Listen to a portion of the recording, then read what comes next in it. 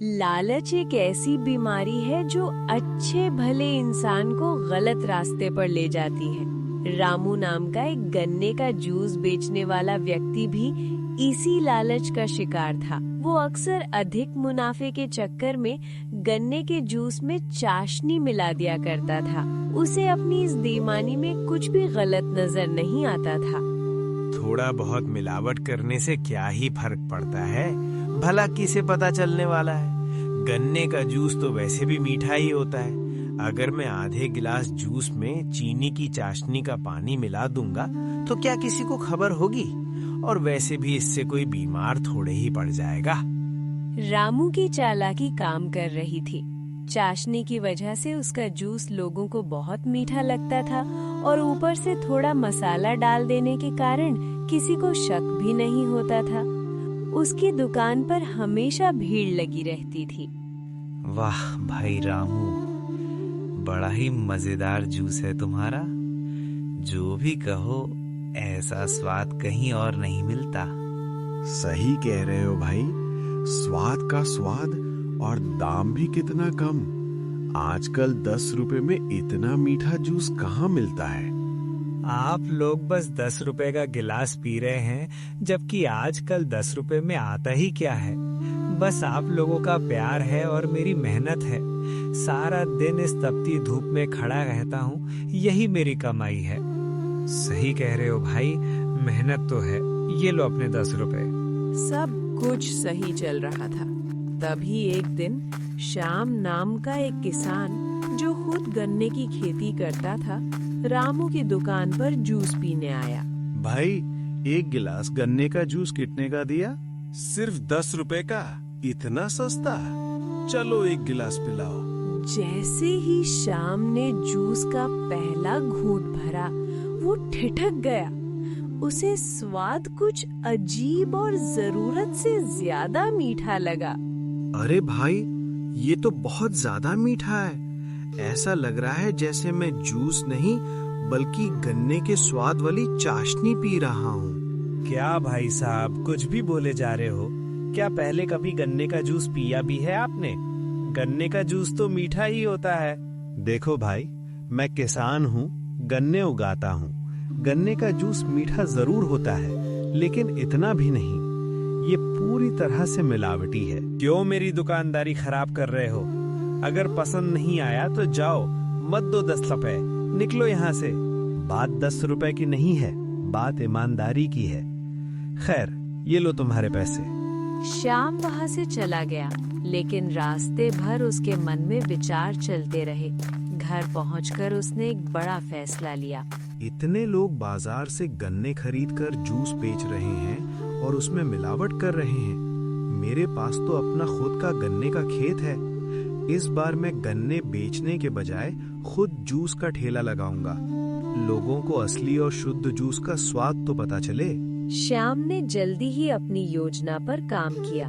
उसने एक छोटा ठेला तैयार किया, अपनी मशीन लगाई और रामू की दुकान से थोड़ी ही दूरी पर अपना ठेला लगा लिया। जब रामू को पता चला कि श्याम ने पास में ही दुकान खोल ली है, तो वो उसके पास पहुंचा। अरे, तुम तो वही हो ना जो 2 दिन पहले मेरा जूस पीकर कमियां निकाल रहे थे और आज खुद ही ठेला लगा लिया? हाँ भाई, गन्ने मेरे खेत के हैं, मशीन मेरी है और हिम्मत भी मेरी है। अब मेरा मन जहाँ चाहे वहाँ दुकान लगाऊं, तो मैं क्या? ज्यादा मत ओढ़ो, 2 दिन रुक जाओ, तुम्हारी सारी हेकड़ी निकल जाएगी जब एक भी ग्राहक नहीं आएगा। देखते हैं भाई, कम से कम मैं लोगों को धोखा तो नहीं दूंगा। अब देखना, जब मैं बिना मिलावट का शुद्ध जूस पिलाऊंगा, तब लोग कहाँ जाते हैं। रामू वहाँ से हंसते हुए चला गया, लेकिन शुरुआत शाम के लिए बहुत कठिन नहीं। पूरा दिन बीत गया, पर कोई भी उसके ठेले पर नहीं आया। लोग रामू की दुकान पर भीड़ लगाए हुए थे। देखा रामू, तुम्हारे बराबर में किसी ने नया ठेला खोला है। मुझे क्या लेना देना भैया, मैं तो अपना काम ईमानदारी से करता हूँ। अब कोई और क्या बेच रहा है, इससे मुझे फर्क नहीं पड़ता। आप लोग खुश हैं, बस मेरे लिए यही काफी है। तुम्हारे जूस की बात ही अलग है रामू, इसीलिए तो सब यहीं आते हैं। शाम हो गई और शाम का एक भी ग्लास जूस नहीं बिका। रामू जाते जाते फिर शाम पर तंज कसने लगा। आया बड़ा मुकाबला करने वाला, एक ग्राहक तक नहीं आया और चला था मेरी दुकान बंद कराने। आज कोई नहीं आया तो क्या हुआ? लोगों को पता ही नहीं है कि शुद्ध जूस क्या होता है। कल मैं एक तरकीब आजमाऊंगा। कल मैं सबको मुफ्त में जूस पिलाऊंगा। अगले दिन शाम ने जोर जोर से आवाज लगानी शुरू की। आइए भाई साहब, मुफ्त में शुद्ध गन्ने का जूस पीकर जाइए। एक बार पीजिए और अंतर देखिए। मुफ्त का नाम सुनकर भीड़ शाम के पास उमड़ पड़ी। बहुत से लोगों ने जूस पिया, लेकिन क्योंकि उन्हें रामू की चाशनी वाले जूस की आदत थी, उन्हें शाम का जूस कम मीठा लगा। जूस तो ठीक है, लेकिन रामू वाले जूस में जो मिठास है वो इसमें कहाँ? हाँ भाई, मुफ्त है तो पी लेते हैं, लेकिन कल से फिर रामू की दुकान पर ही चलेंगे। पूरा दिन मुफ्त जूस पिलाने के बाद भी शाम को कोई खास सफलता नहीं मिली। रामू दूर खड़ा ये सब देख रहा था। पिला ले बेटा मुफ्त में, जब कल पैसे मांगेगा तो यही लोग दुम दबाकर भागेंगे। दुकान चलाना हर किसी के बस की बात नहीं। अगला दिन आया और शाम ने पैसे लेना शुरू किया। दोपहर तक फिर कोई नहीं आया। तभी एक समझदार दिखने वाला व्यक्ति वहाँ पहुँचा। वाह बेटा, ये है असली गन्ने का जूस, बिल्कुल शुद्ध और ताजगी भरा। बस यही समझाना चाहता हूँ कि असली स्वाद गन्ने का होता है, चीनी का नहीं।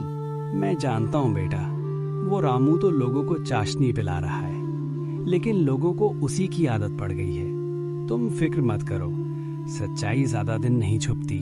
उस बुजुर्ग की बात ने शाम को सोचने पर मजबूर कर दिया। उसे समझ आ गया कि जब तक वो रामू की पोल नहीं खोलेगा, लोग उसकी शुद्धता पर यकीन नहीं करेंगे। अगले दिन शाम ने अपना चेहरा एक कपड़े से ढका और रामू की दुकान की ओर चल दिया। भाई, एक गिलास जूस देना। रामू जूस बनाने लगा। श्याम चुपके से मशीन के पीछे की तरफ गया, जहाँ रामू का सामान रखा था। ये पहले से ही चाशनी भरकर रखता है, अब इसे रंगे हाथों पकड़ना होगा। रुक जाओ रामू, अब और नहीं। बताओ, इस बर्तन में तुमने पहले से क्या मिला रखा है? अरे, तुम कौन हो? पीछे क्या कर रहे हो? चलो सामने आओ, यहाँ खड़े होने की इजाजत नहीं है।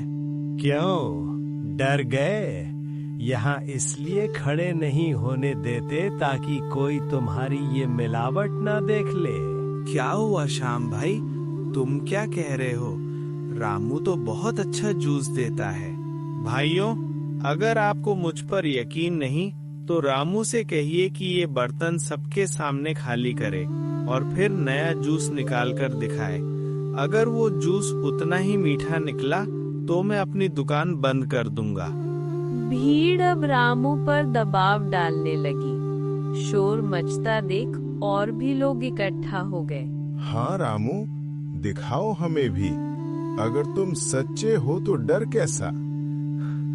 अरे भाइयों, वो आज गन्ने शायद उतने अच्छे नहीं हैं। गन्ने वही हैं रामू, बस तुम्हारी चाशनी खत्म हो गई है। निकालो जूस सबके सामने। मजबूरी में रामू ने सबके सामने साफ बर्तन में जूस निकाला। जब लोगों ने उसे पिया तो वो उतना मीठा नहीं था। ये क्या है रामू? ये तो वैसा नहीं है जैसा तुम रोज देते हो। क्या धोखा दे रहे थे तुम हमें? अब बोल भी दो रामू, इससे पहले कि लोग तुम्हारा ठेला पलट दें। मुझे माफ कर दो भाइयों, मैं जूस में चीनी की चाशनी मिलाता था ताकि वो मीठा लगे और लोग बार बार आए। मुझे लगा इससे किसी को नुकसान नहीं होगा। शर्म नहीं आती तुम्हें? हम पैसे शुद्ध जूस के देते थे और तुम हमें चीनी का पानी पिला रहे थे। आज के बाद तुम्हारी दुकान पर कोई नहीं आएगा। तभी ग्राहक नाराज होकर वहां से चले गए। रामू अपनी खाली दुकान पर सिर पकड़कर बैठ गया। श्याम उसके पास गया। देखा रामू, बेईमानी की मिठास ज्यादा दिन नहीं टिकती। तुमने लोगों का भरोसा तोड़ा है। अब अगर काम करना है तो ईमानदारी से मेहनत करो और फिर से उनका विश्वास जीतो। तुमने मेरी आंखें खोल दी श्याम। मुझे अपनी गलती का एहसास हो गया है। आज के बाद मैं कभी मिलावट नहीं करूंगा। चाहे मेरा एक भी गिलास ना बिके, पर मैं बेचूंगा तो सिर्फ शुद्ध जूस ही। उस दिन के बाद से रामू और श्याम दोनों अपनी अपनी दुकानों पर शुद्ध जूस बेचने लगे। शुरुआत में रामू के पास कम लोग आए, लेकिन धीरे धीरे लोगों को उसकी ईमानदारी पर फिर से यकीन होने लगा और दोनों का काम अच्छे से चलने लगा।